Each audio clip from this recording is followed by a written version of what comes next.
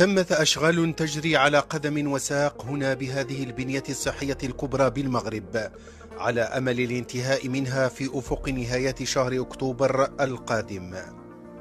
المركز الاستشفائي الجامعي بطنجة، والذي يعد مشروعا مرجعيا من الجيل الثالث، ليس فقط على المستوى الجهوي بل الوطني أيضا، لما سيوفره من تجهيزات ومعدات طبية حديثة للمرضى ومن أقطاب للتميز، والتي تجعله في طليعة المؤسسات الاستشفائية بالمملكة، والتي أعطى جلالة الملك محمد السادس انطلاقة أشغالها بتاريخ 22 شتنبر 15 و20، استيعابية فوق 800 سرير، وتخصصات طبية متنوعة ومختبرات ومستعجلات وصيدلية كبرى. ذاك جزء مما سيحتوي هذا المستشفى الجامعي بطنجة،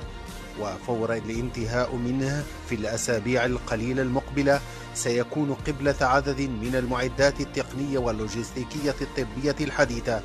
كل ذلك من أجل صحة المواطن بشمال المملكة.